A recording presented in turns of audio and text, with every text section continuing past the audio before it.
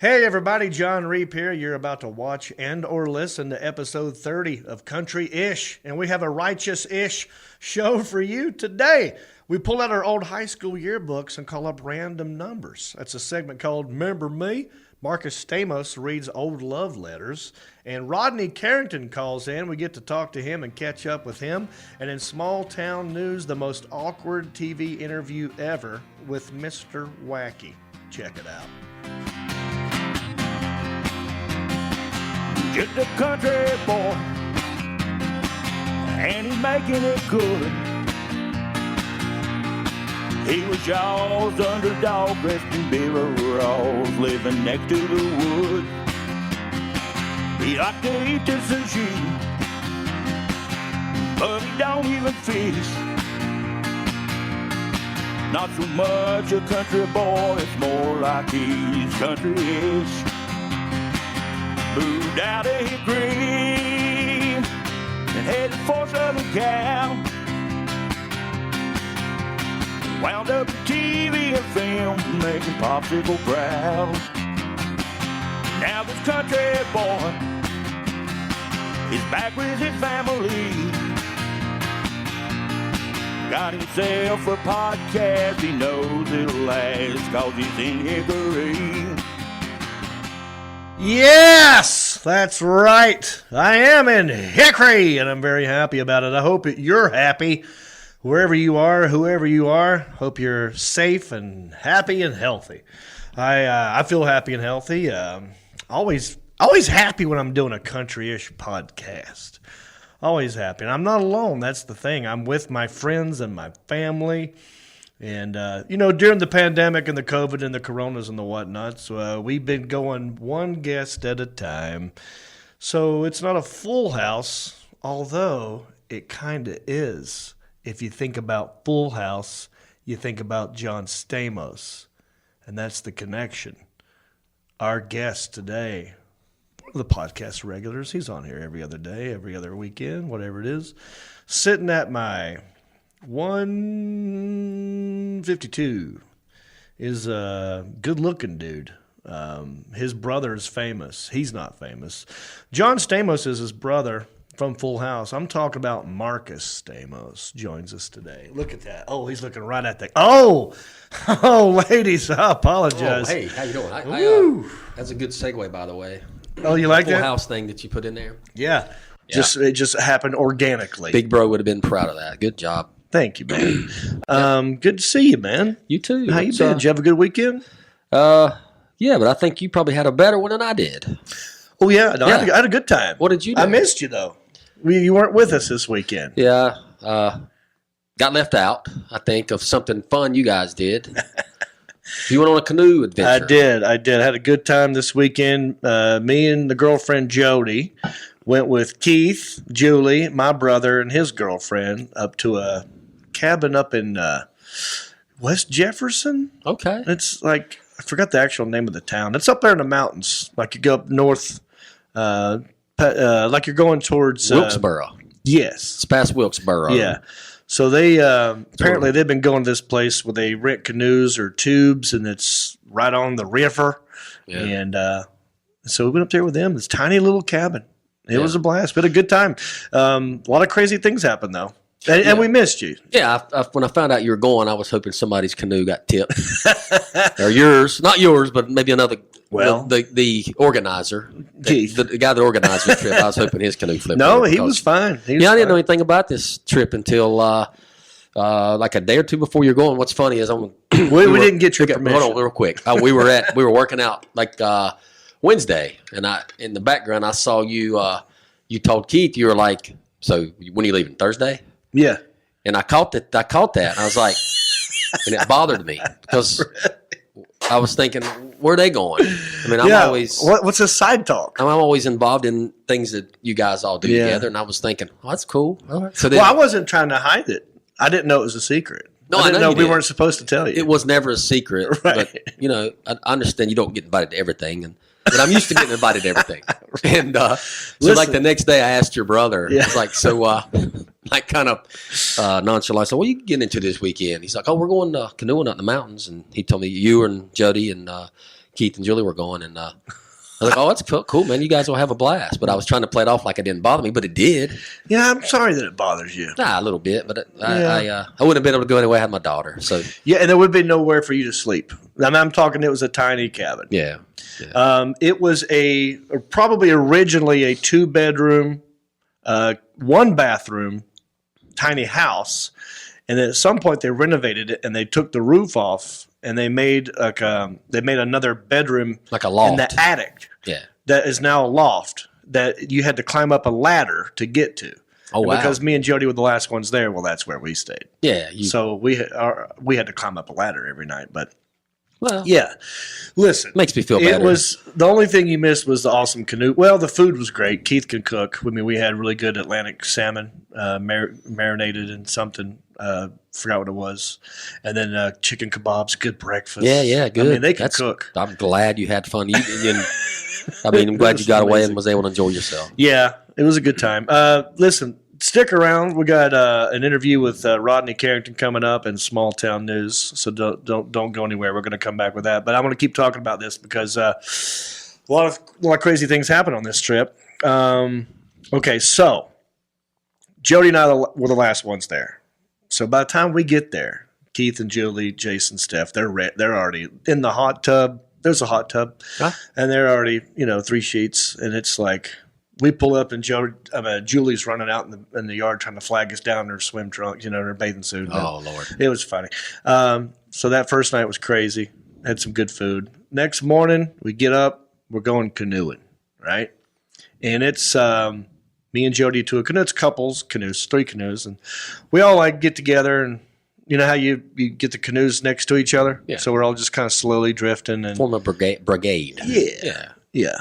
And we're having a good time, and weather's nice, a little windy. Water was too cold for tubing. We almost went tubing.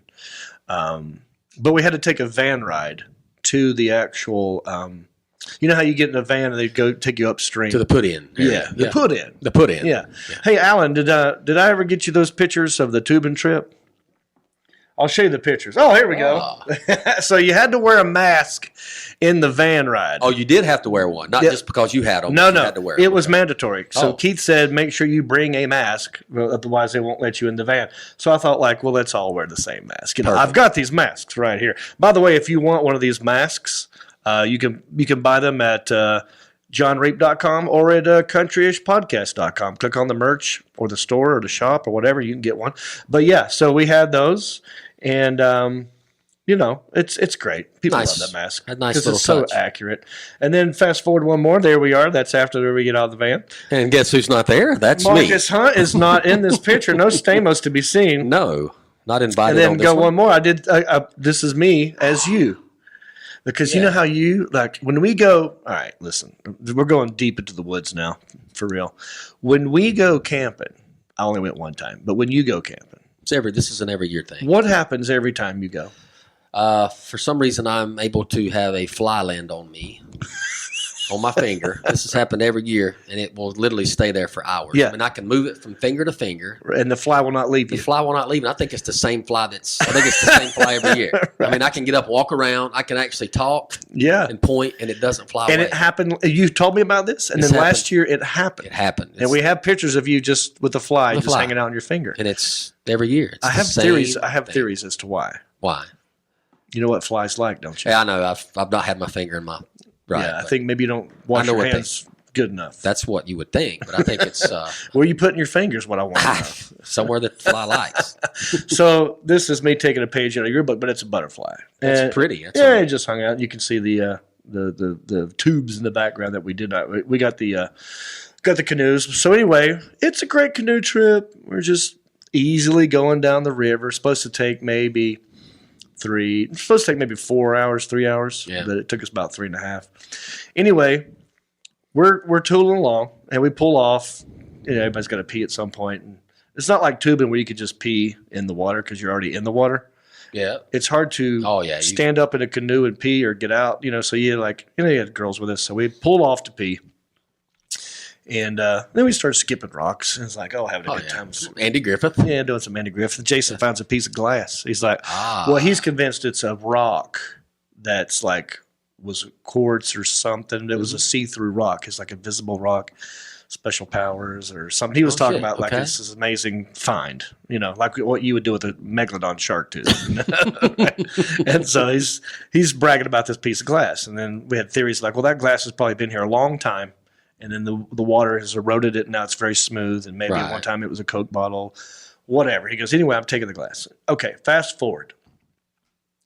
Now, there were some kayakers that were on this little island that we stopped to pee at that were also there for a minute.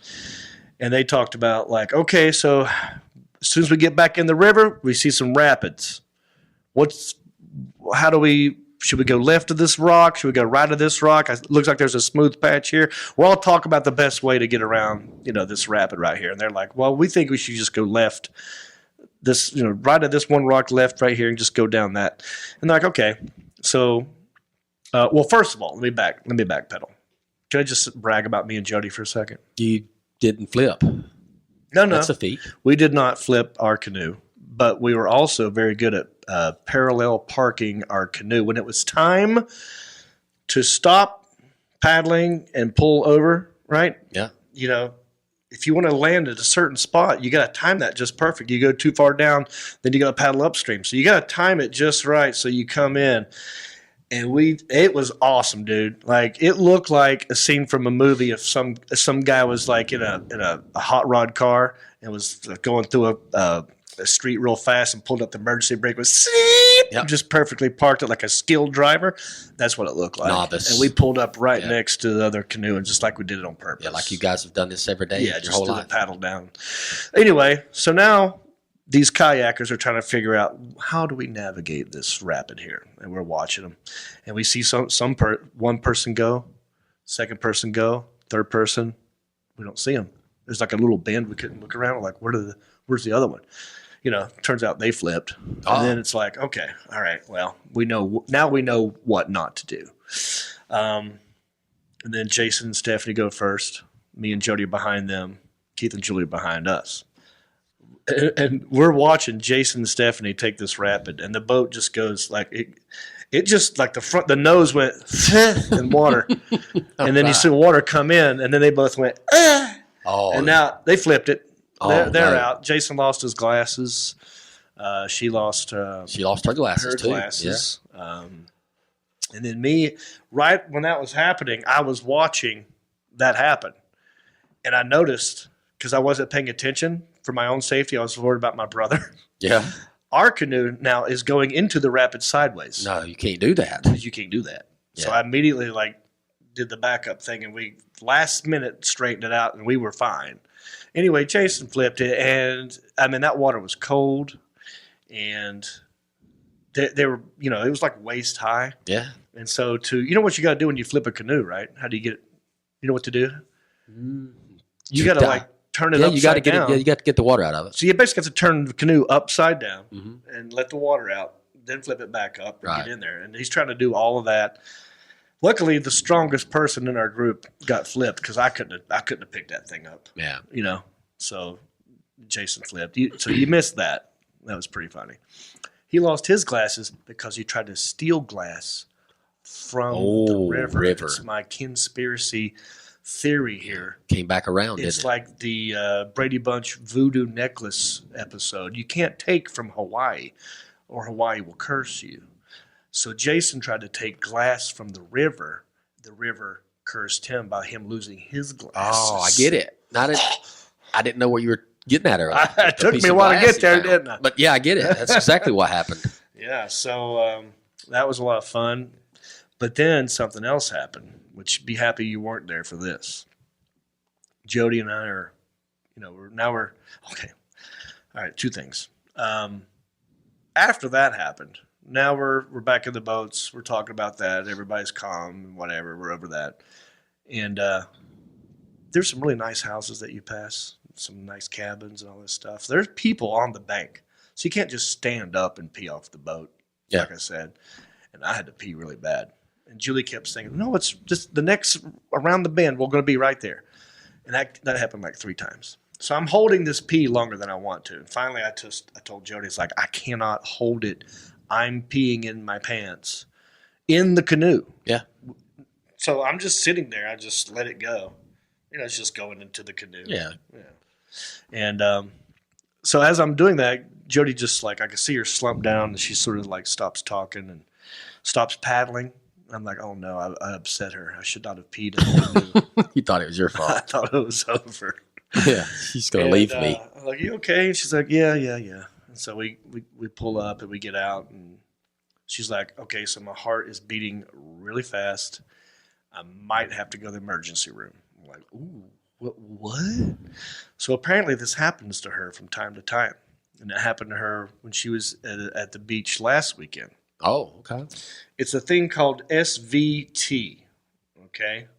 I cannot pronounce these words. Supraventricular tachycardia. Definition, please. Yes. It is a rapid heart rate that just is caused by electric impulses that originate above the heart's ventricles. Okay. It happens in 1 every 200,000 people. I mean, it's not 100% rare, but it's kind of rare. It happens to her randomly throughout her life, but the fact that it happened twice in 1 week is kind of crazy. And she did have to go to the ER when she was in Myrtle Beach. Oh. And that was a whole ordeal. And so basically, an average heart rate is anywhere from 60 to 100 beats per minute. Hers was 237. 237. So that's what it was at when she went to the hospital. Okay, so if you feel your heart rate now, it's probably like this. Yeah. Hers was like this, like that fast, and she was just sitting still. And she's like, "I'm sorry, I have to go. You got to take me to the emergency room." I'm like, "Let's go." We look it up. It's 20 minutes away. And I'm putting in the GPS, and then the hills. The Wi-Fi, the cell service is spotty. I'm hoping we get there. We get to the emergency room. We walk in. When it's a heart problem, that's how you get in quicker. They don't mess around. Yeah, that's true. Because we walked in, and she knew what to say from last time. She goes, "I'm having heart palpitations," and they go, "Sign this. Let's go." Wheelchair comes out. She's in the wheelchair. She goes, "Can he come with me?" They're like, "No. In fact, he can't even be in the building. He's going to go wait in the car." Oh, so no. I couldn't even wait in the waiting room because COVID. So I'm out in the 3 hours later, she comes out. They hooked all these electrodes up to her, and she's going to go see a cardiologist at Baptist to get it really fixed and solved. Yeah. And there's things you can do. She just never got around to doing it. But twice in 1 week's pretty scary. Yeah. Well, so that was an ordeal. I'm glad she's okay. You know what they do, man? They shock it back into. Well, that's one thing that they can do, but that you need a cardiologist, special people for that. And we were in West you're in Jefferson. hills. Yeah. No offense. But what they have to do is give you a shot of some drug that slows your heart rate down. And then right after that shot is another shot. They got to do a double shot in order, right in a row, or otherwise it could kill you. Oh, okay. And in fact, when she got the shot, there were other people walking in the room who said something like, "Is it cool if we're in here? We've never seen this happen before." Oh, really? Yes. So she had an audience of people in there because, wow. I mean, she could have died. It was that serious. So other doctors or nurses wanted to watch.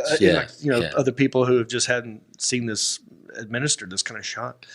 So she came back out. We got in the car, went back, and it was, we're not drinking that. After that, we just ate some food and went back the next day. So be happy that you weren't there. No, I mean, I would have drove you to the hospital. No. Yeah, I would have. You'd have been too drunk. Probably. Good thing was you wasn't too drunk, so you was able to drive. I got lucky on that one because we weren't really drinking a whole lot this time. Because it wasn't like tubing where you drink all the time and you can just pee in the water. Yeah. I had maybe 2-3 beers in the course of 4 hours. Oh, you was good. So that was nothing. But whew, what an ordeal. Yeah. But like I said, she's going to get it figured out. And there are procedures where they can take you go up a vein up your groin that goes up to your heart. And there's an electrical shock thing that you can do that can possibly fix it. Yeah. But she needs to see a specialist. So that's what we're doing. Good. Get her fixed up. Yeah, dude. Crazy. How you feeling? You sick at all? No COVID? No COVID here. Yeah. I'm good, man. You got tested, right? I did, but I haven't got the results. Have I told you about me getting tested? No, I don't think so. Oh, gosh. So, I live with a senior citizen, Elderly. an elder lady, Yeah. very sweet lady. My dear, dear mother. I love you, Mama. And, she's in an age range where it could affect her. And I was in Tampa, Florida doing comedy. Yeah. And I'm like, numbers are going up in Florida. Numbers are going up in North Carolina. I'm like, just let me go look it up. I looked online. CVS does a free test. Let me just see if I can go knock this out before I leave for the camping trip. And I looked it up, and there was a place in Stanley, North Carolina, that could see me that day. Oh. The one in Hickory was booked up. I mean, there is one in Hickory that does it, but I couldn't do it that day. So I thought, like, okay, well, if I go now, I can go to Stanley, get this thing, and come back and, go up the mountain and go camping or whatever, go canoeing. But so I go to Stanley, and it's a drive-through, right? Have you seen how they do these tests? No. You know what they do? They up your nose. You've seen it, right? Yeah, I've heard of it. Yeah. Where you go to a place, the ones I've seen on the news, they got people standing there, and their heads go back, and there are people in like lab coats and gloves and protective masks, and they got it looks like a swab this long, and they stick it up your nose, and that looks like all of it disappears. Really? I mean, this is what I've seen on the news, and they stick it in, and then they turn it for like 15 seconds, and they do the other one. They're up there a long time. Like they're hitting your cerebellum or something, your medulla oblongata in your brain. Your eardrums. Yeah, like it's going to come out one ear. So I was worried that that's what it's going to be like. And then I get there and I notice like, oh, it said at the drive-thru, this is a COVID testing facility. If you're here to get a prescription refilled, you might want to come indoors because this line will take longer because they're doing the tests, right? So I'm thinking, am I going to have to stick my head out of the window and they're going to open up their window and lean out with this? I don't know how it's going to happen. Yeah. So I was very curious, and I got there, and I had to put my mask on, even in the own car when we were talking to each other. When the window was open, I had to not a window; it was more like a bank, the thing slid out, right? Yeah. And so she's like, "All right, so I'm gonna I put 3 bags in this drawer. You grab these bags, and one of them's instructions, other one's this. They give you Q-tips, and they make you do it." Oh, wow. Really? Yes. Hands-on, huh? I had to do it. And I'm like, I don't know how far you expect me to go in my own nose hole. I came here ready to surrender to you and your skills. Yeah. I'm not a nurse. I could screw this thing up. I won't go in far enough. I won't, know. And I was nervous. I was like, all right. But I did the best I could. And I was surprised at how deep I could get it. So in this nose, I get up there, and I'm like, my eyes are watering. I'm trying not to sneeze. And she goes, you got to leave it in there 15 seconds, and you need to turn it the whole time. Really? I was like, how many seconds is it? I pulled it out. Did this one. This, for whatever reason, maybe I have a deviated septum. But this, I feel like this one's got more. I got further in this side. Yeah. I was like, okay. And then I started turning. I was like, I had to sneeze. Like I sneezed 6 times. And they're very sterile about the whole thing. You had to put it back in a tube. You made sure you couldn't touch it. You had to take these wipes and wipe down the drawer that you put it in and all this crap. So I did all that, and I put it in there, and she goes, it'll be like 3 or 4 days. So I don't have the results yet. I still don't know if I have COVID, but I feel fine. I mean, who knows? Yeah. You need to get tested. No, I've already had it. Oh, that's right. I'm convinced that I had it. You had it and beat it already. Yeah, I had it for 3 weeks. Oh! Before I forget, we have to give a shout out to our new Patreon member. Yep. What up, Tim Quisenberry? Thank you for being a Patreon member. You're helping us keep the lights on here, helping us keep the country-ish going. I think he is a what level is he, Alan? He's a rhinestone level. Rhinestone level. We love all levels. Thank you very much. We have 3 members so far. It's a brand new thing. Have you been in here since we've talked about this? Maybe. Yeah, week before last you introduced it. Yeah. Okay. So. Let me show everybody real quick, Alan. If we go to a website, we could go to countryishpodcast.com.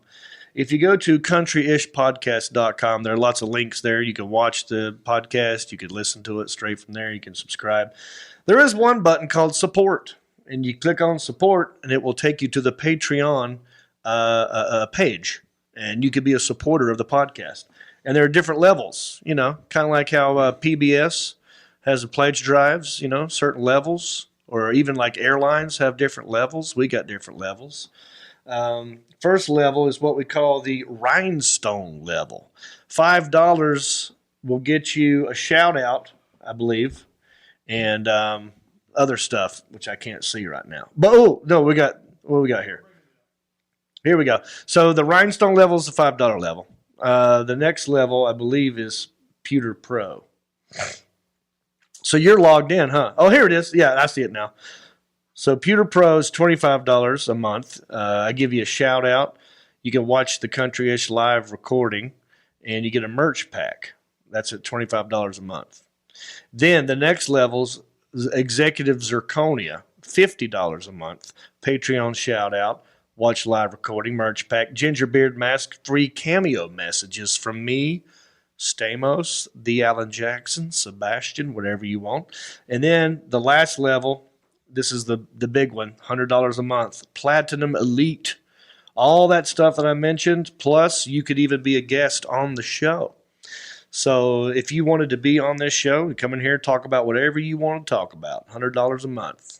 Or we can Zoom you if you're far away. You can Zoom in. Yeah. Yeah, you don't have to show you don't up. have to be here. Yeah, maybe you got a small business in Florida and you want to let people promote it. Come on here.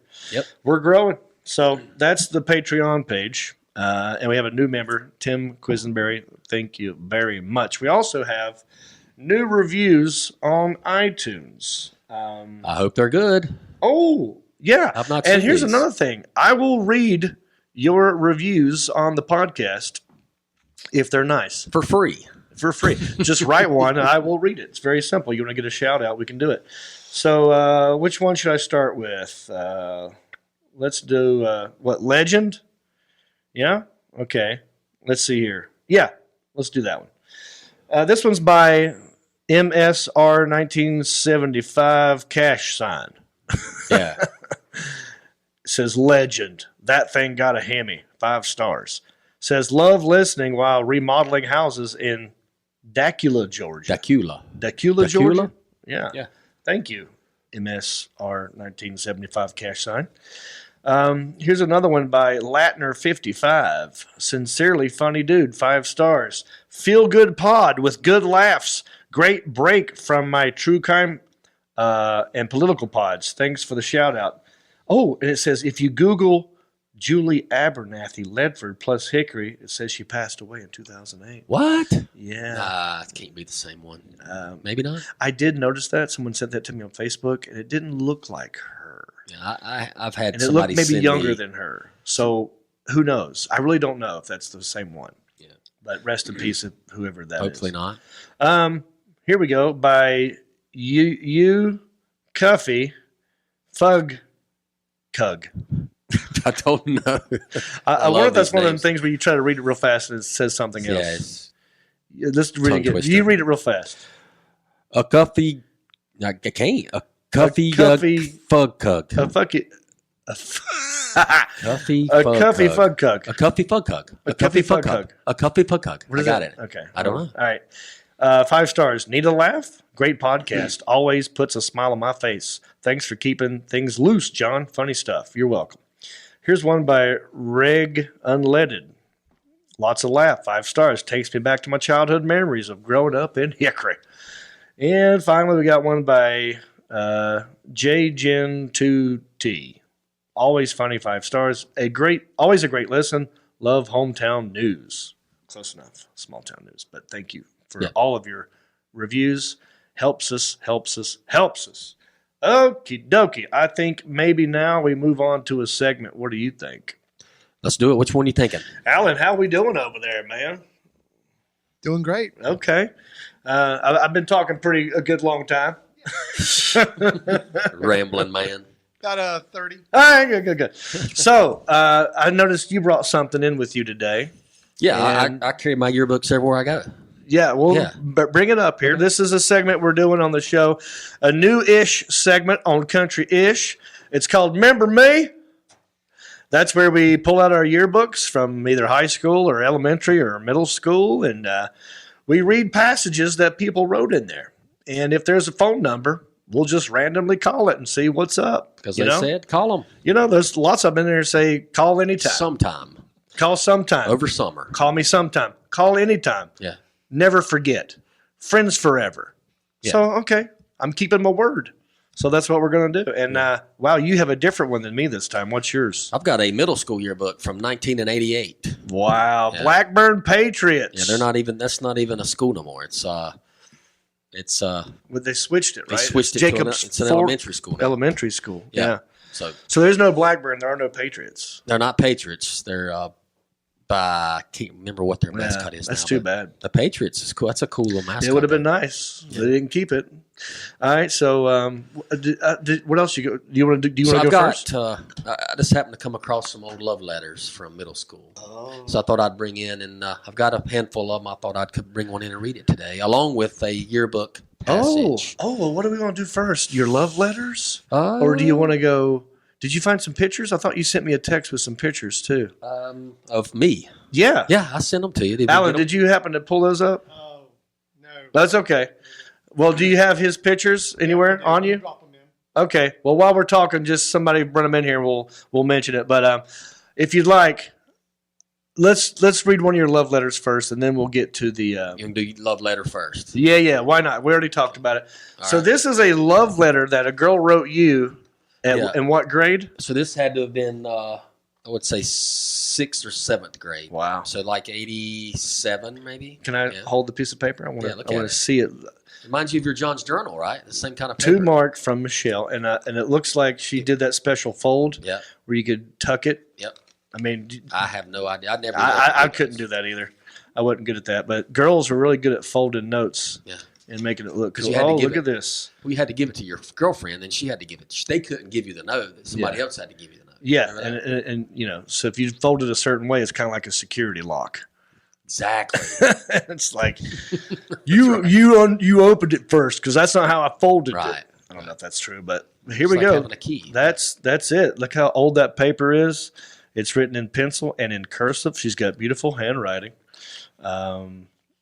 Gosh, all right. I'll just let you read you ready? it. Have you read this? I have, and Okay. I've gotten permission from the actual author of this Very to good. read this on air. Oh, let's hear it. So here we go. Is this gonna make me cry? Um, Who knows? Just go for it. This one maybe not, but I've got plenty more that may. So it goes like this. Dear Mark, I like you a lot, but I'm still going with Heath.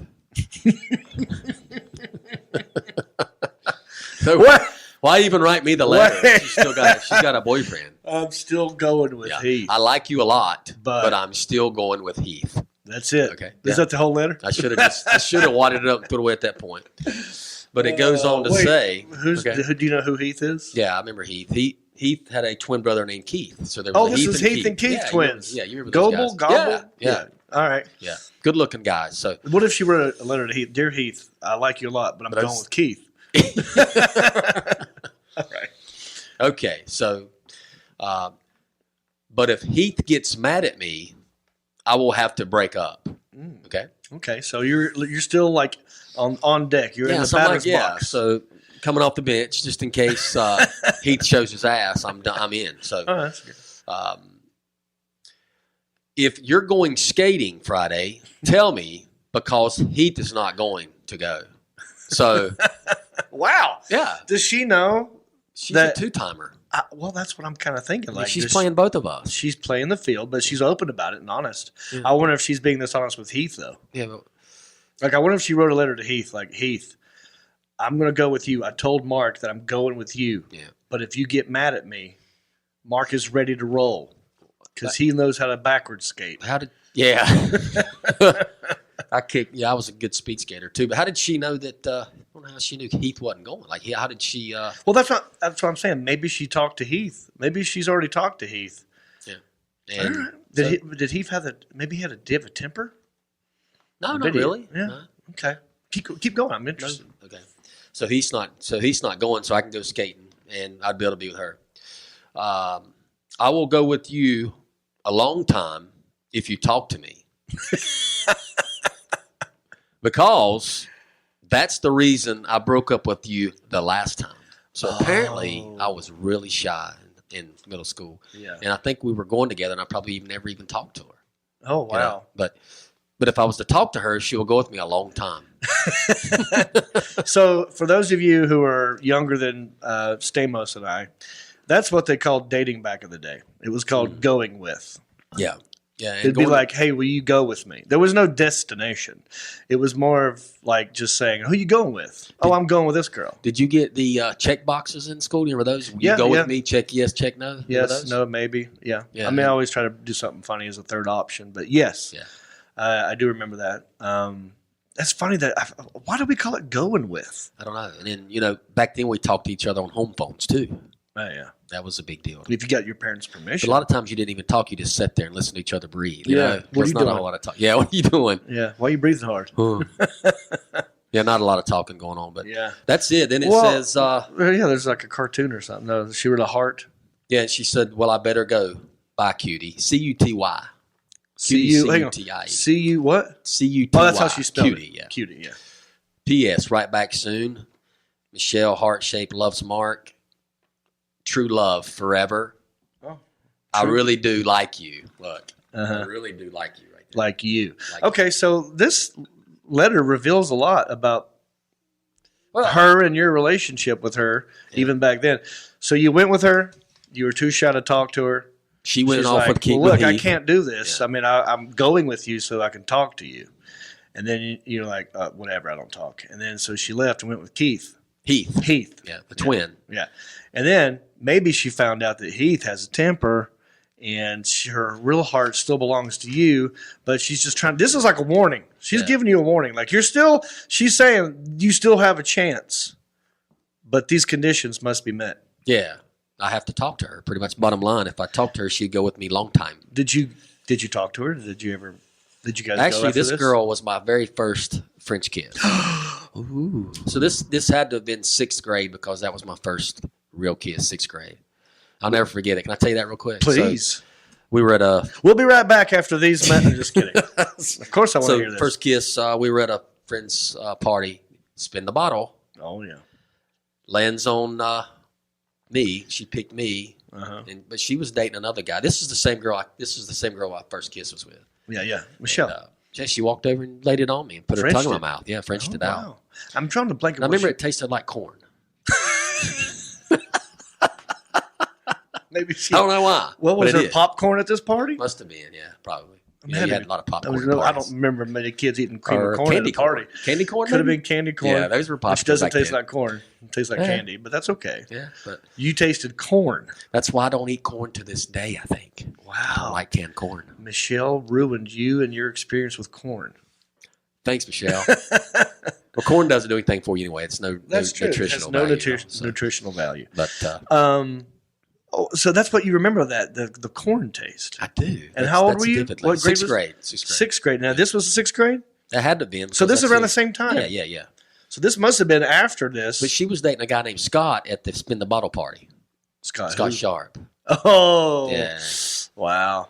And And she was dating him at the party and actually walked all the way over to me to give me my French kiss Oh, while she was dating what did him. Scott do?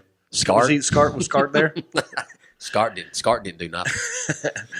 Wow. Yeah, That's cool, dude. Good times, and you man. got her permission to read that. I did. Thank you, So Michelle. you're still talking to her. Yeah, I texted her the other day. She's still How's she around doing? here. She's doing good. Good. She's a grandmother now. Congratulations. grandmother. Yeah. Oh no. I know. And she's younger than you. She's my age. She's close to, she's right Wow. around. She was my grade, so. Okay. Well, good to know. Yeah. So there's no phone number we could call though, right? We've tried it before. Oh, that's right. We've tried it in the yearbook entry and no luck there. But Wow. I've got more of these to come. Love Stay tuned. letters. I've got more from Michelle. I've got a Stamos love letters. I've Got to think got of a segment. I've got a Stephanie that's wrote me and a Mm-hmm. remember another girl wrote me. So I've got a I handful wonder. I'll read. Do you think that Michelle would zoom into this podcast and let her talk to us about that French kiss? Yeah. I'd like to hear her thoughts on it. Yeah, I would love to. I do wonder that. if she would said totally do it. he tasted like butter. Yeah, Because corn and butter go well together. Like, what did it take? What her memories are of that French kiss? or she remembers it. She probably don't. Probably not, because I didn't know what I was doing. Well, You got something you want to read? Let's read something out of the yearbook because that's the segment, right? Yeah. Remember me? Remember me? Now, I will say this. I'm going to call up these numbers. I'm going to try and get permission first, or at least let them know, because I don't know if you watched the last time we did this segment. It was kind of a, we got nobody on the phone that you know of, because we had to cut one out because we actually did get somebody on the phone, and they kind of flipped out a little bit because they didn't know they was being recorded. Apparently, you have to have It was permission. a pleasant conversation. Yeah, I thought it was going great up until the point where she found out she was on. Yeah, tape. It was innocent. It was lovely. I was catching up, and I just said, at the end of the phone call, I said something like, "Oh, by the way, we're recording this for my podcast right now." And she's like, "Oh yeah," and she flipped out. She got the vapors. And then all hell broke loose, and her daughter started texting me and freaking out. Asked me to cut it out, and since technically I didn't get permission, I had to. And I'm also not an asshole, so I did. But I learned from my mistake. So now when we call these numbers, I'm gonna try and get permission. Off the bat. Up front. Yeah. On the get go. Somewhere up front, so it's not a waste of everyone's time. So I won't be reading this one in pink again, but I might read. Okay, I got two here. Two on one page. I'll let you choose which one. There's one from Cassidy, one from Karen. Let's do a Karen. Let's do a Karen. It's the longer one. Go for it. All right, here we go. Okay, this is from Karen Eller, who was a girl that I knew in high school. We still know to this day. She's Still not know. an Eller anymore. She's remarried to Brad Shows. Yes. And they're a great couple. They got kids, and I still see Brad from time to time, and Karen, and blah, blah, blah. They're doing great. Right. But this was in high school, 1990. I think she was a sophomore when I was a senior, or maybe she was a freshman. Might have been a freshman, yeah. Cute girl. I flirted with her, so, I had a crush on everybody, and they probably had a crush on me. So I think so. let's see what it says. Shall we? Do it. Remember me? Here we go. John, hey, well, this is your last year at Ford, and it's almost over. I'm really going to miss you. I can't imagine lunch without you. You always seemed to make me laugh no matter what kind of mood I was in. Remember, don't forget to come see us next year. You are a very sweet and special friend. You know what that means. That means you don't have a chance. Felt sorry for you. Yeah, that's exactly right. If you ever, keyword ever, if you ever need someone to talk with, give me a call. There's no Says it better right time here. than now. I hope you have fun at the beach, but I'm sure you will. Don't get into too much trouble down there. I hope to see you over the summer. Best of luck in the future. Friends forever. Love you, Karen. Keep in touch, and here's the phone number. Well, look, the thing is I grew up behind her, and I'm going to bet you that her mom and daddy still have the same phone number as they did back then. Well, 'cause they're still in the same home. I know that. Well, let's find out. Let's see here. Should I do 704? Yeah, go ahead and do the 704. All right, let's see what happens. Okay. I've got my phone on quiet so you can't hear the touch tones. Let's turn the speaker up, turn the volume up, put it on speakerphone. Here we go.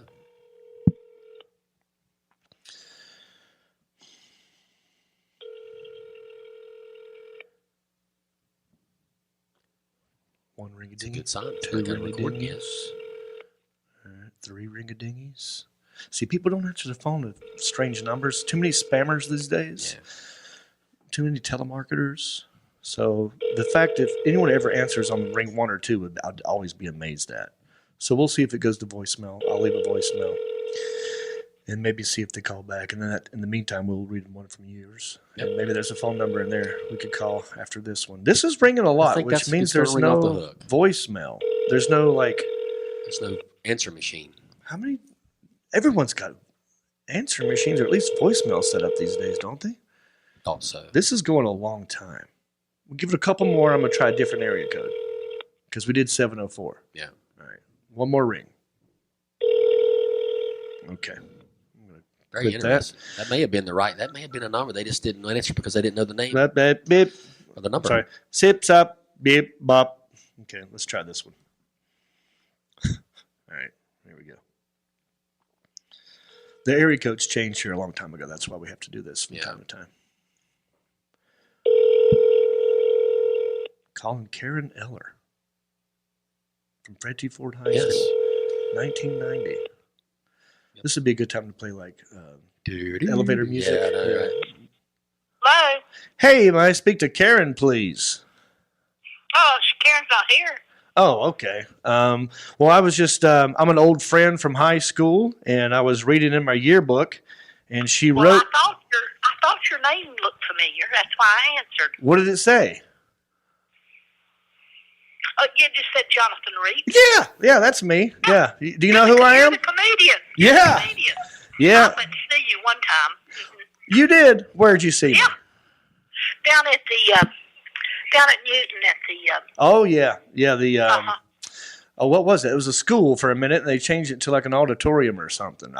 Yeah. Okay, well, just before I keep going. I can give you Karen's number. Oh, no, that's okay. So I have a podcast that I do, and one of the segments that we do on my podcast is just called Remember Me, and we just call up people from our yearbooks and see what they're up to. Oh, really? Yeah, it's her and Brad just built a new house right here beside of us, down that road. Nice. Street. Yeah, I bumped into Brad not long ago. Well, I'm recording this phone call. Is it okay if I use this on my podcast? Yes. Oh, thank you. Okay, good. Yeah, I bumped into Brad not long ago. I think it was around Christmas time, and I know they're doing great. So they're building a house. Yeah, they moved into it about 2 months ago. Oh, that's great. Do you know who else is on my podcast? Is a guy by the name of Mark Hunt. You know Mark Hunt? Oh yeah, he lived right behind us here. Yeah. That's right. But I don't know where he's living now. Oh, we don't know where he's at these days. Who knows that? No, he's sitting right here. Say hey, Mark. Hey, Nan, how are you? Hey, Mark. Good to hear your voice. I hope you're doing well. We are. Why don't you stop and see us sometime? I know I need to. How's Max? He's doing pretty good. We have 24 care for him right now, you know. Oh, yeah. Well, I don't know if you heard, my daddy had a stroke on Thanksgiving Day a couple years ago, and he's at a skilled nursing facility. So, yeah, that's part of the reason why I came back home to look after my mom and dad, and that's that part is not great, but everything else is great. I love doing the podcast and calling up people, and I want to read you what Karen wrote in my yearbook. Would you like to hear it? Okay. Yes. Okay, I'll just give you the highlights. She goes, John, well, it's your last year at Ford. It's almost over. I'm really going to miss you. And she wrote this part in here, which is one of my favorite parts. It says, if you ever need someone to talk with, give me a call. And then it says, keep in touch, friends forever. And that's the whole idea of this segment is we call up people who said call anytime. And we're like, well, now's the time. Yeah, it is because you can't get out and go anywhere. That's right. That's another reason to do it. So, well, it's good to hear everything's going well. Well, I will tell her I talked to you. Okay. Yeah, pass the message along. Tell her to check out Country-ish Podcast. That's the name of the podcast. It's on YouTube. It's everywhere. And you're going to be on it. If you just type in country-ish-podcast.com, and it'll come out Friday. Okay, country-ish podcast.com. Yeah. Country, okay. Yeah, like the word country, and then ISH, and then podcast.com. That's it. Okay. Well, it's nice talking to you. You too. You have a good one. You too. Okay, bye-bye. That's how you do it. Don't understand how That is how you don't freak out. See that? Pleasant conversation. How do you? That's what you missed out on. How come you get all the people to answer for you? It's like every time you call, they answer. Oh, that's why. That's what it is. Yeah. I wonder if it rang the first time, or if it worked on both. No, it worked on the second one. Yeah.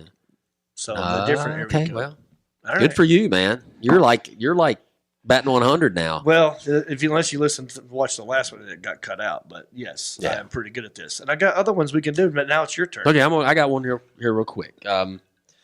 This is a middle school yearbook going back to my love letters, but this is a different friend of mine. So she says, Mark, well, this year has been wild. Too bad we didn't last long as we did.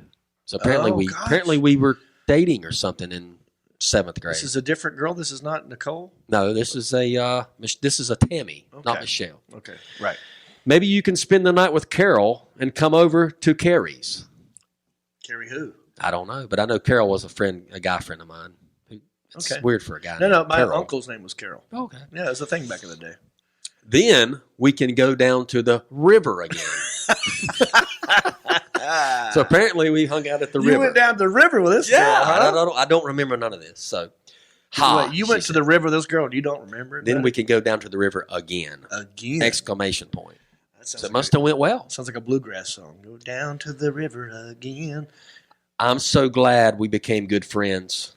Maybe sometime we can get back together. So the opportunity was there. Yeah. So apparently I went with her and I could have got back with her if I wanted to. So okay. But for now, I'll just stick with old Patrick Murphy. Wow. How he always These girls are so honest with you. I know. They're like, hey, it was great. Moving on to Heath. Yeah. Hey, but if it don't work out with such and such. Guess what? It's Patrick. Yeah. I mean, at least they're telling you. Yeah. And you remember wow, Patrick. they're so upfront with you. Like girls they could just tell you anything. To this day, they're still pretty upfront. So how does she end it? So she just says, she's going to get back. She'll stick with Pat. Good luck next year at Fred T. Ford. So this was 8th grade. Yep. Okay. And best wishes for all of the years to come. Keep it cool. Keep it cool. Love you always, Tammy. And I've got a phone number as well. Okay, well, listen here. Now, she just told you to keep it cool. Yeah. She said she'll love you always. I don't hear a keep in touch or stay in touch. But let's figure out how we can work it. It says call me. Call me. Yeah, call me. Boom. Boom. It says call me. It does say you call want me. to call? Let's do it. Okay. Let me use your phone. You want to use my phone? Why? I don't want it'll this probably person come having up. my number. Oh, but you have to call from your phone. Are you worried about this person having your number? Yeah. Well, are you really? I had my phone cut off. Your phone? Because I didn't want it to ding. Story. God. Dial it up for me. What area code should I do? 704. Wait, no, don't say I'll the do. number. Here, Sorry. just type it in and hit it back. No, type it in and put it on speaker and go for it. I don't like this tactic you've just used. Put it on speakerphone. Hold it up to the microphone.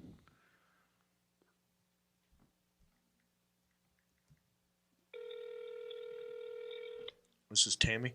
This is Tammy. What's her last name? All right, I'll try the 828 with my phone. You're blowing up now, dude. All right, 828, and the rest of the number is going in as we speak. Yeah, I was going to say don't read it out loud. All right.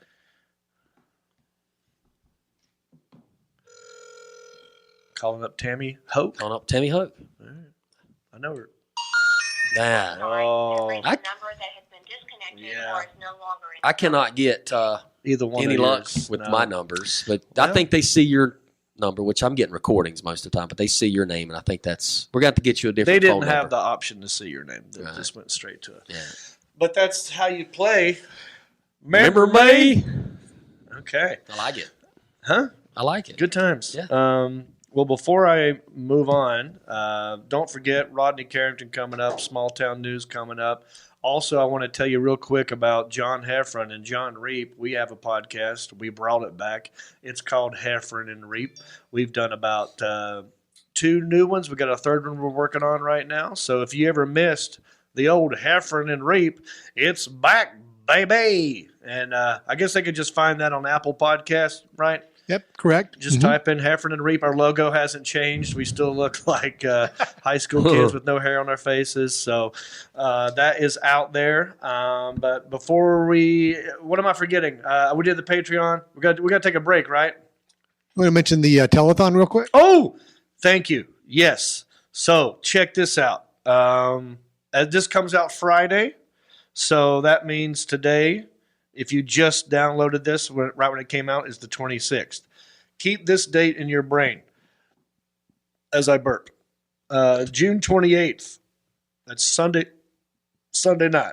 June 28th. You gonna be hot? Yeah, I got heartburn again. Oh my God, I'm sorry. It's okay. We're doing a Jerry Lewis style telethon for the podcast. So we're going to have people here. There's going to be music. There's going to be karaoke.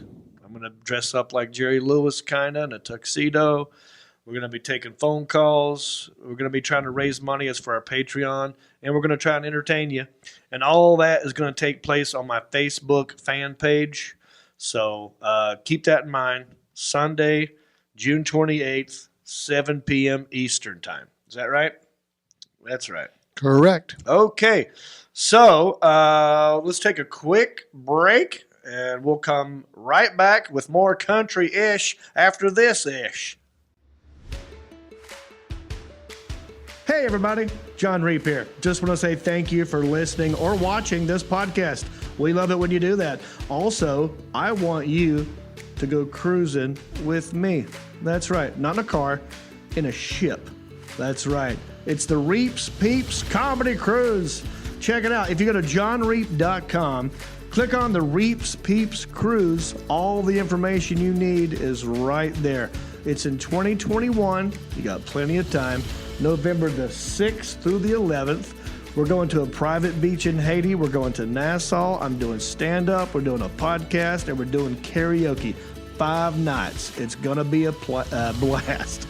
Get on the boat with me, Jon Reep, and the Reeps Peeps Cruise. If you love this podcast and you love wearing shirts, well, we got something for you. If you go to countryishpodcast.com, click on merchandise, it'll take you to my store, and we have an awesome t-shirt for you. It's a Country-ish podcast t-shirt. Look at it. Isn't it beautiful? Also, it's got the website on there. It's a soft tee, very soft, feels good on your skin, and it helps us keep the lights on here at the studio. So check out countryishpodcast.com, click on merchandise, get yourself a t-shirt, and know that I love you. All right, joining me right now on the telephone is a guy that I've had the pleasure of working with and knowing over the years, and we go way back, and one of the best jobs I've ever had in my life was on this man's sitcom. Very funny man. Let's all say hey to Rodney Carrington. How you doing, buddy? Hey, buddy. John, I'm doing great. I'm hanging in there. We've obviously been off for about 4 months, so Yep. I got a nice job over here at the Gap. I'm selling jeans now, but life is good. You know, I'm a little bothered by the new paycheck that I'm getting, but you know, I just got to buy cheaper food and stuff, and Yeah. you know, but I'll make it. Yeah, no, you'll be fine, man. Because you're one of the funniest guys I've ever seen in my life. So when all this thing cools off, it'll be back to business as usual. I remember the very first time that I worked with you. It was at Charlie Goodnight's Comedy Club in Raleigh, North Carolina. And there's a funny picture that I have somewhere. I'll have to share it with you. I'm wearing like it's funny you speak of the Gap. I'm wearing a denim shirt that's like 8 sizes too big for me from the Gap. You got your cowboy hat on and your Western shirt. And we hung out that weekend. I think you recorded an album that weekend, or maybe you were just recording your shows. All of them were sold out. It's one of the funniest things I've ever seen.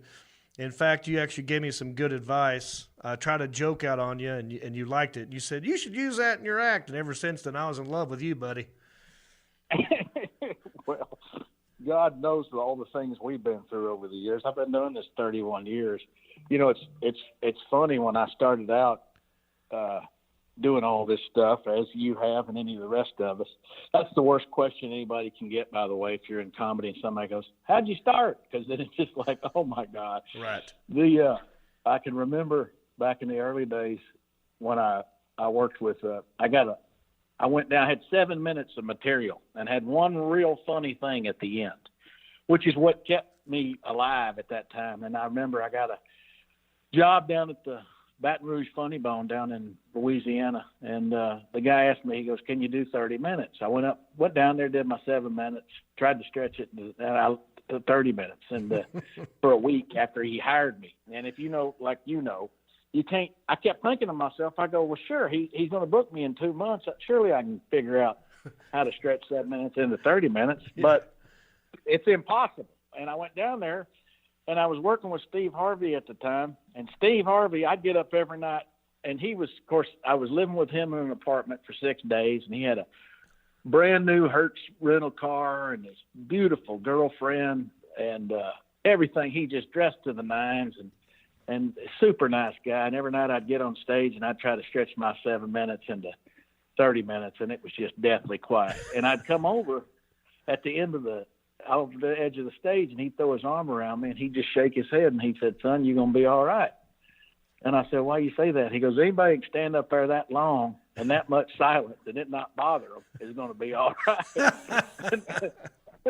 I remember at the end of the week, I mean, the guy was so complimentary and so nice to me. I never forgot it. And but I went into the club owner's office, and he told me, he said, "Sit down, I need to talk to you." He said, "Rodney, I'm going to just come out and tell you I've been doing this 14 years. You're terrible."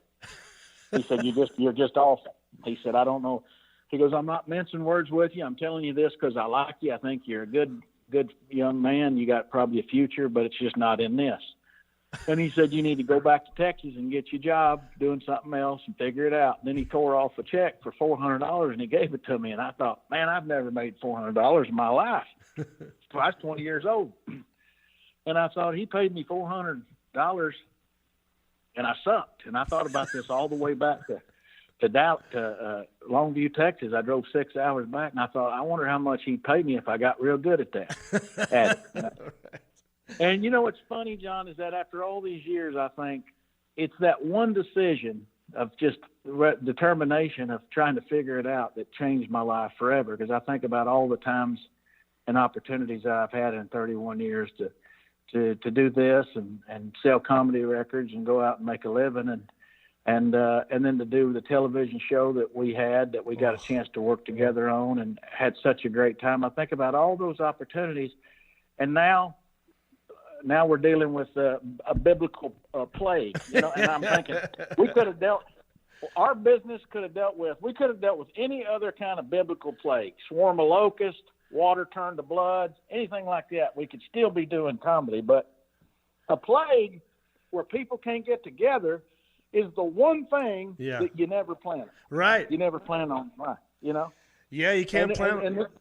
It's nuts. I did a gig not long ago in Tampa, Florida for the first time in 4 months, and that was a little nerve-wracking, a little scary, but, it came back eventually. I think in Florida they don't care anyway, so it's like nothing ever happened. Well, and then I think, what have we learned about all this? I think what we have learned that is, if you're going to eat a bat, it needs to be grass-fed. It needs to be grass-fed. We can't have no more of this stuff where, hey, look, I found it in the fireplace. We ain't eating that no more, Right. Here's the other thing, too. If nothing else has happened, I think that eating a bat whole scenario is kind of slowed down. I think if somebody's like, hey, you want some bat? I think people are now more like, better not.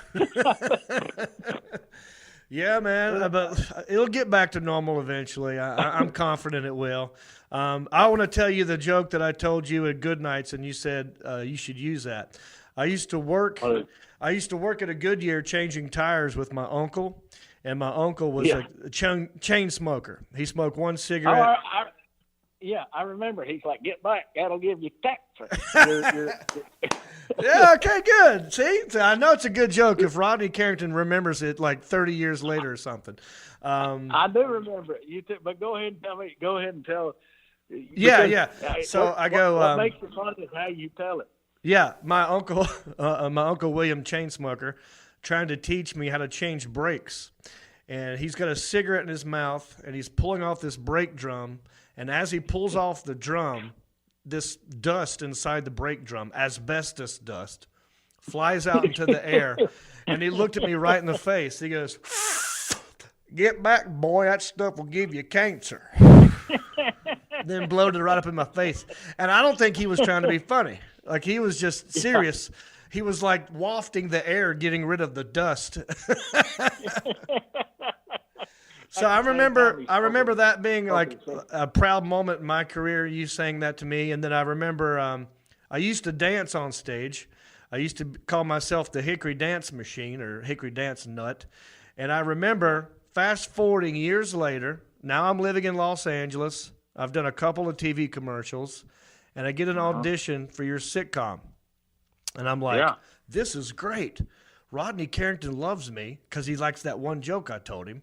So we're pretty, we're pretty much best friends. That one joke, I got news for you. But I remember walking into the room. You were in there, and I think a casting person was in there. And I read for the bartender first. You remember the bartender? Yeah. The very first episode, there was a bartender. Had the first, Kurt Fox. We actually had. Kurt Fox actually got cast in the pilot episode, who I thought was absolutely hilarious, who I still think is hilarious. And, you know how television works.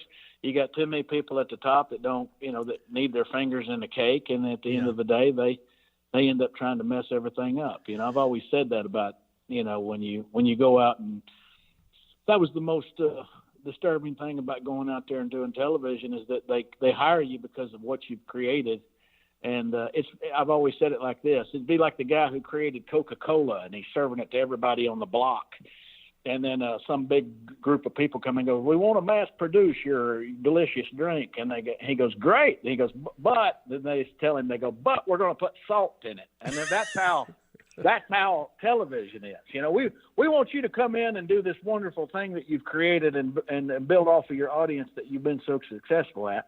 But we want to tell you how to do it. And that's one of the things that was so difficult. But by God, it didn't stop us from having a good time. Best job I ever had in my life, being a part of that show. And, it was, I tell people all the time, it's the best job I ever had, because I wasn't even like a regular member at first. I was the second season I came in as sort of like a series regular. The first season I was here and there. I played the cop. I was basically doing an impression of my dad the whole time. But I loved cutting you up, and we had a lot of funny bloopers and outtakes. We absolutely did. Yeah, there's one. It was fun. It's funny when you can't believe, when you start out in this business. At first, it's like, oh, you mean you can make people laugh? Oh, you mean they'll pay you? And it doesn't even matter how much they're paying you. It's $25 a night back in the very beginning. Mm-hmm. And then you think, you mean I can do this for a living? And then you live, like I did. You sleep in your truck for about 5 years, and you of course, you couldn't have convinced me or anybody else that I wasn't living the greatest life in the world. And then you look back at it, and you're like, man, what kind of other job would you stay in that you're that terrible for that long, and you just keep doing it, until you figure it out, Yeah. And I remember my dad in the very beginning, I was doing things like most of us to try to get opportunity. I'd never flown anywhere before, and he dropped me off at the airport in Dallas, and I had 73 cents in my pocket, and I had spent everything I saved on a plane ticket to go to Cincinnati, where I worked with Drew Carey and Steve Rizzo. And I remember getting on the plane, and before I got on, I said, Dad, I don't have any, I've only got $20 on me. Can you loan me 20, and I'll send it to you when I get back?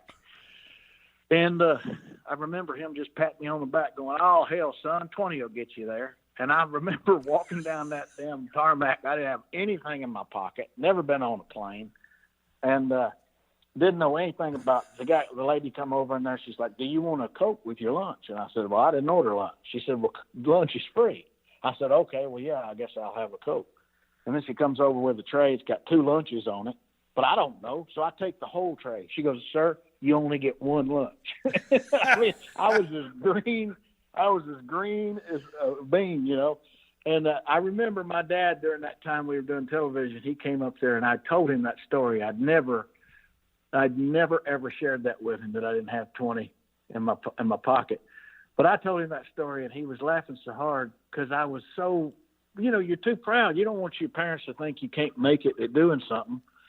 And I think back then I told my dad that story. My dad was laughing so hard his eyes were watering. And he said, well, hell, I was right. 20 did get you there. And I said, yeah, but I didn't have 20. It was a virtual $20. He said, well, you shouldn't have lied about it.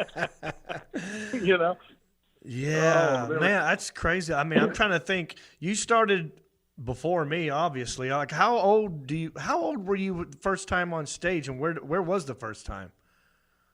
I was 20 years old. I was in Longview, Texas, at a little bitty place called the Park Inn, which was a little hotel that had a little bar in it. They had a comedy night, and I went up the first night after I went and saw it first. And I thought I could do that, and I went up 2 weeks later and did it, and people laughed. And then I spent about a year and a half trying to figure out how I made them laugh the first night, because I couldn't do it any other time after that.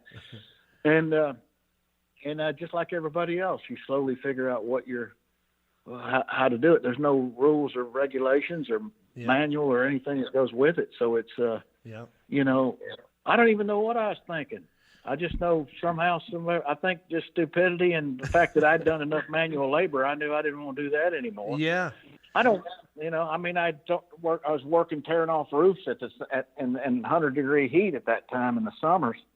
And I just knew there had to be some better way to do it. So it was one of those deals where I just got, I don't know, I got hard-headed and I got bit by it, and I don't think, like I said, I don't think it's something you choose. I think it kind of chooses you. Yeah. I'm pretty sure most guys would probably agree to that. Did you, like the first time were you always singing funny songs as well, or did that come later or at the same time? Well, music was always something that I'd always had. I had a little bitty piano that I used to carry around when I first started that I would play, and I had these funny little things that I'd do with it. And I bought a guitar out of boredom on the road at a pawn shop. And I remember I'd learned about 3 or 4 chords, and I was in Nebraska. I remember taking my guitar on stage, and I wanted to show the crowd how I knew 3 or 4 chords, and it wasn't funny at all. It's like, look, I've learned this. Yeah. And then and I remember the club owner going, "Hey, dipshit, if you're going to take that guitar up there, you might want to think about doing something funny with it." Yeah. And so began just little bitty ditties here and there, and then it just grew. It just grew to become part of it. And it was something that I really enjoyed. I enjoyed writing the songs and trying to make them sound good and sound pretty, and then having the lyrics be ridiculous. And the rest is the rest. Yeah, and you've amassed such a huge catalog of hilarious songs. What would you say, like, overall would be the biggest one? Was it? I mean, to me, it's probably like "Show Them to Me." Like, I know that's one of my favorite ones because I've been with you and I've seen that they do that actually. Yeah, to "Show Them to Me" is probably the most recognizable. "Letter to My Penis" is another big song that I did. And then, now in recent years, I mean, I really do enjoy writing the songs as much as I do anything else. And I got a song that you mentioned that you really like called "Tie My Shoe." Oh, yes. And it's kind of a throwback to the old 1960s, the old Ray Price. It's that kind of a feel, when I did it, they brought in all these players from the symphony, in Nashville or something, these guys that are really upstanding string players who probably played for anybody and everybody and all this wonderful classical music. And I remember Steve Dorff, the producer, had a video of them playing to the song while they were listening to the lyrics. And it was probably one of the funniest things I've ever seen because of what the song is about. Yeah. Which is, it's a which beautiful, what you're going to play. It's a beautiful, beautiful song. And then at the end of the day, it's about a boner. And the juxtaposition is great. I got on TikTok because I try to get on every new social media thing that's out there. And I got on TikTok and I did a lip sync to your song, "Tie My Shoe." And I thought, well, I'm going to act it out. So I was like lip syncing you, and I put like a brush in my pants so it looked like I had a boner.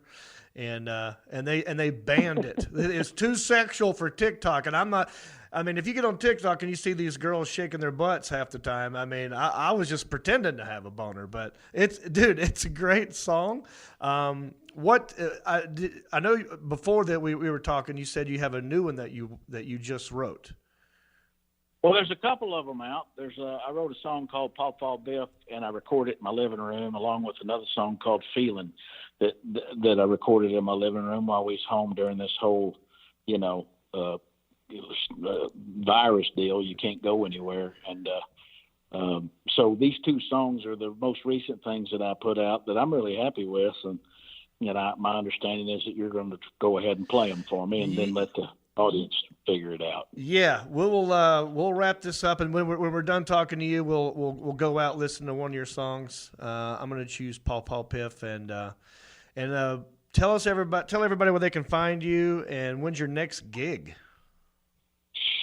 Well, the next gigs are kind of secret, because they're smaller venues, mostly in the forest with a group of about 40 people, just to try to get my wheels back on. I mean, if you like I do, this is something that, I'm a road warrior, you're a road warrior. And when you get out and you do it for a living and you get out and you tell stories, all the little nuances that are in there that people go, boy, it sounds like it just comes off the top of your head. That comes from just doing it over and over and over again. And then, by the time I get back to work, it's going to be 5 months. I told the guys that work with me, it's going to probably sound more like a lecture, but before it's going to be like starting over again. But I am excited to get back out there and start doing it, because I'm kind of bored out of my damn mind right now, like everybody else, and not to mention all the stuff that's going on in the country. You're not working, and then you got all this other stuff that's being piled on you. So I try to stay away from the news and. Yeah, that's same here. I just try to escape from it and talk to my buddies and go to CrossFit and try to flip tires and work it out. But I know do you have any dates at all on your website? Is that the best place for people to go look you up? Yeah, they'll see someday. We got some dates coming up in August. I think the first big date back is like August the 7th. I'm at Airway Heights, Washington. There's a big casino up there, and then potentially Anchorage, Alaska, a date that we had on the books already. We had quite a few, over 2,000 tickets sold up there. So I need to get up there and see them people and try to make that right for them, Yeah. And so we're going to do that. And then hopefully things will start opening up a bit. I know down here where I live in Tulsa, it feels like it's starting to feel a little bit like 2019 again. People are getting out and going to restaurants and everything. So yeah, it's slowly creeping back. All right. Thank you, Rodney, and go check out his website. It's just rodneycarrington.com, right? Yeah. Yeah. Look him up. He's on Facebook, Twitter, everything. You name it. He's out there. Go get one of his songs. And let's enjoy this song by Rodney Carrington right now. Paw Paw Biff's on a mantle in a rusty Folgers can. He caught the COVID virus that swept across our land. The funeral home wouldn't take him. They were scared they'd catch that shit. So we just brought him home with us and put him in the fire pit. Oh, Paw Paw Biff's in a Folgers can, and all he is dust. But we don't ever look in there, we don't want that stuff on us. And Cousin Charlie cracked the seal and he got himself a whiff. Now he's up there in that mason jar right next to Paw Paw Biff. Oh, Paw Paw Biff's on a mantle in a rusty Folgers can. And next to him is Charlie in a jar that once held jam. And Uncle Jim picked up the jar and he dropped it on the floor. It broke in a million pieces. We don't live there anymore. Yeah, well, Wow. that's how contagious it is. End up in a Folgers can. Or a mason jar. Yeah. That once held jam. Thank you again, Rodney Carrington, for calling in and being on the podcast. Love that dude. Miss that dude. Hopefully this will all be over with and we can get back out there and do something fun together. All right. Moving on, my friend. I think it's time for us to do one of my favorite segments on the show.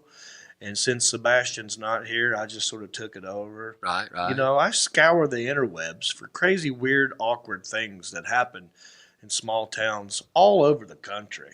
It's a segment that I like to call Alan.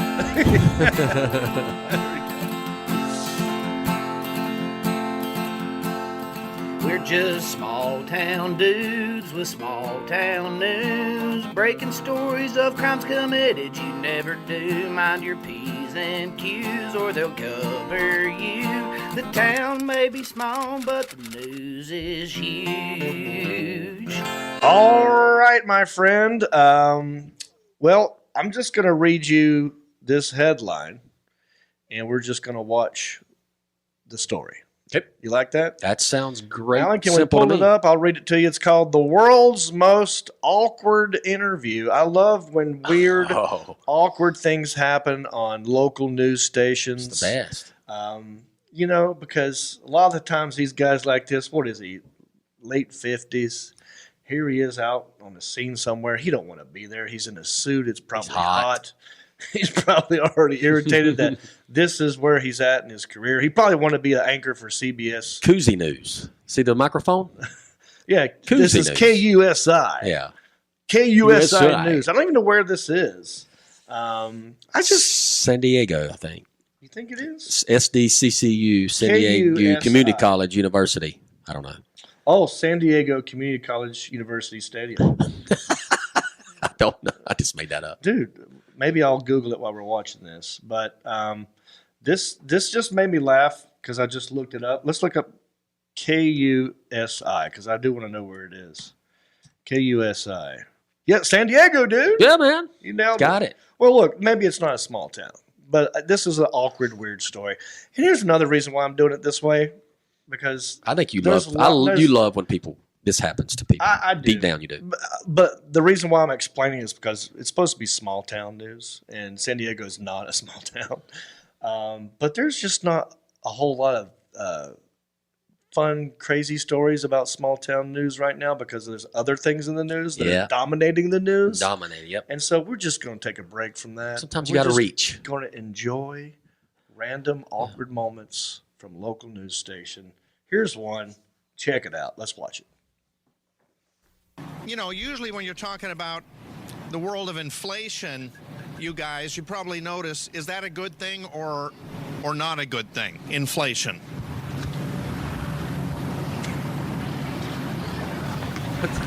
I'm sorry, the question again, Dave? Is inflation in our world a good thing or not a good thing? It depends upon what the topic Generally. is. What are we talking about? Generally, inflation? If you have an inflatable boat, yeah, that's a good if you thing. heard the word, right? But generally, when you hear the word inflation, not economically. something good come to mind? For me, yeah. All right, pause it. Pause it. This is great, right? Where's this going? This is what it's like talking to my brother sometimes. Because Yeah. he knows what I mean. Yeah. Or I'll know what he means. He's we'll just like your dad. Keep nitpicking at it like, well, it could mean lots of things. What Yeah. are you talking about? Yeah. So this dude's just trying to say, like, Exactly. look, the word inflation, you think that's a bad thing. That's about the economy or whatever. This dude's being a douche. Yeah. The other guy in the studio is just being like, it could be lots of things. What do you mean? And there's this lag, this satellite thing where they have to talk over each other and wait. You know, at the beginning, he's like, what do you think there, Bob? And he's like, just kind of looking down. He's waiting. For him to come back. And here's another thing. The guy out in the field seems to be older than the guy in the studio. Yeah. And that's always like a blow to your pride when you're kind of like the guy that The veteran that's out in the field and you're not in his at the desk. Yeah.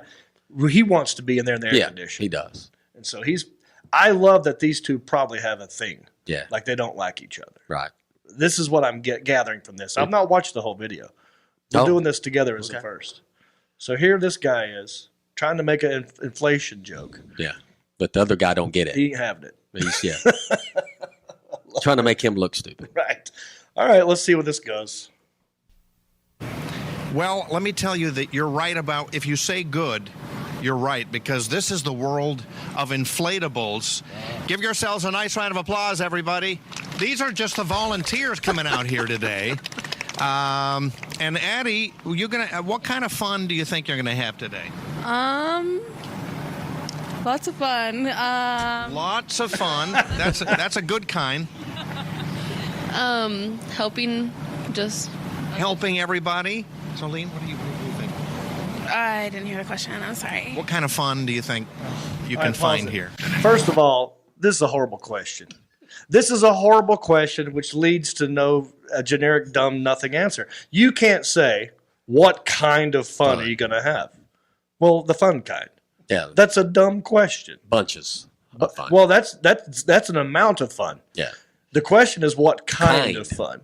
Yeah. Well, the fun kind. I mean, it's a stupid question. And these kids know it. And they're like, lots? Yeah.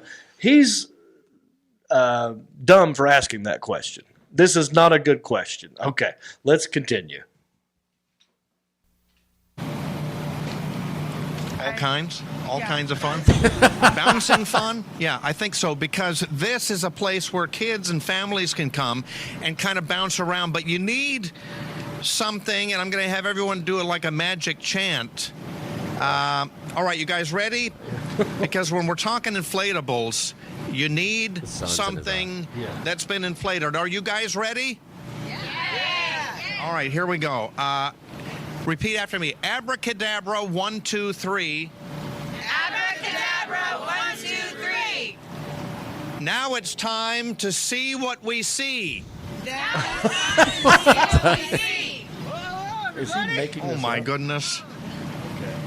How's everybody doing? My name is Mr. Wacky. Welcome to the Inflatable Run. Give Mr. Wacky a nice round of applause, everybody.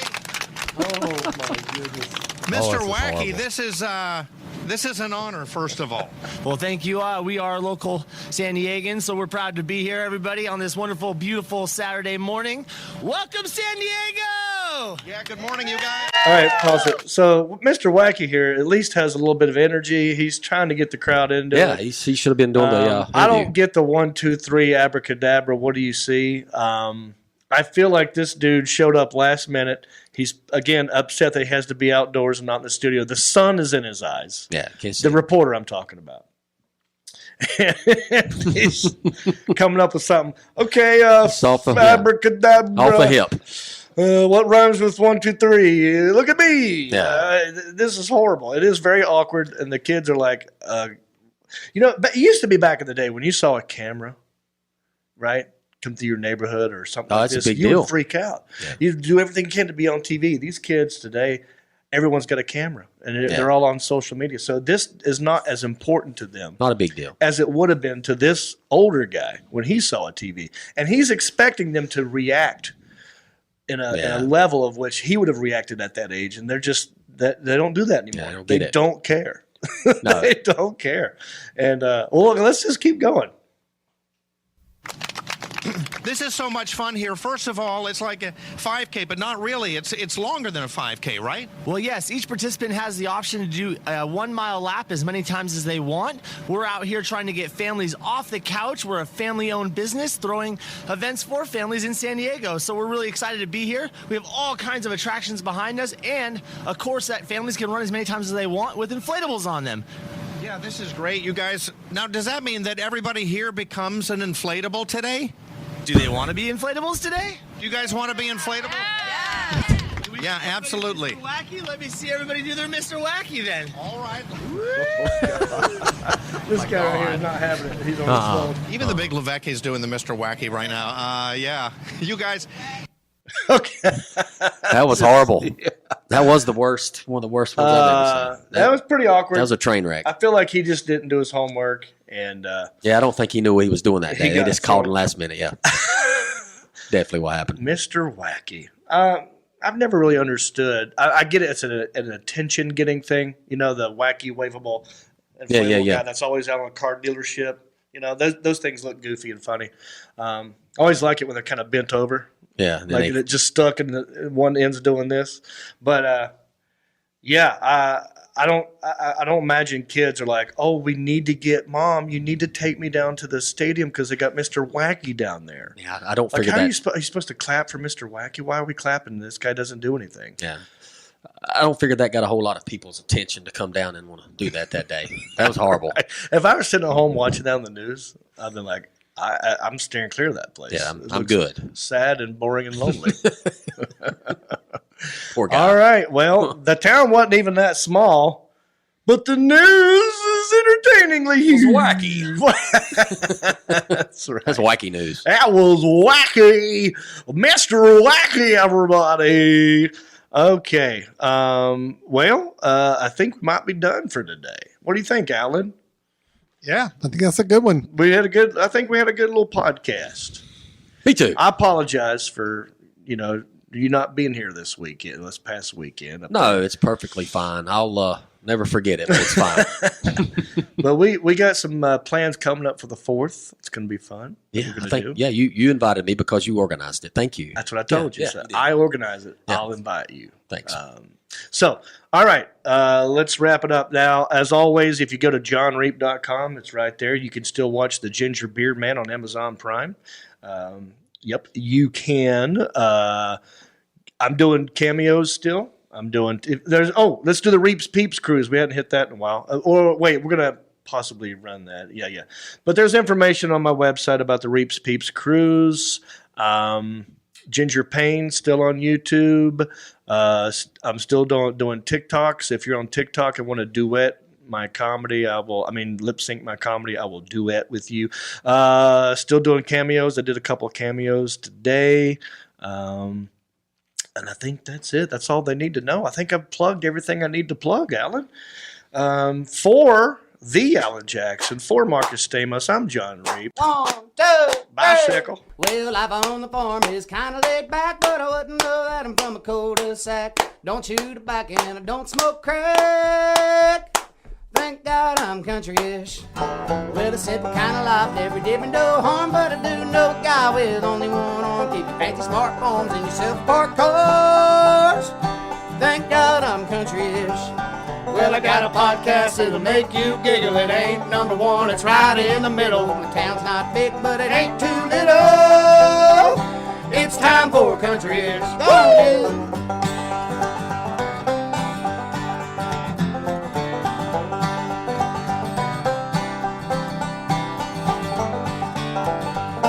I'd make a new show every day if I could, but my friends have jobs and they pay pretty good. Record when we can, work when we should. It's time for country-ish. Well, I don't care what your skin looks like, just love everybody and we'll be alright. Listen to the show every Friday night. It's time for country-ish. Well, I got a podcast, it'll make you giggle. It ain't number one, it's right in the middle. My town's not big, but it ain't too little.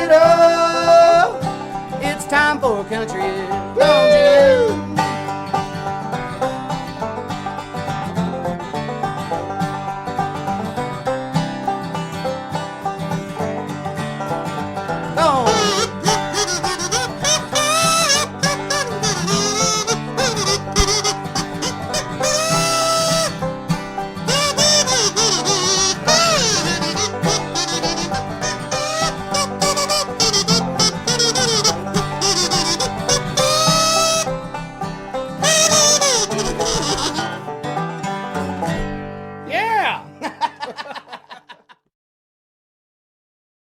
Why do you stick around this long? I don't get it. Skedaddle. I love you, though.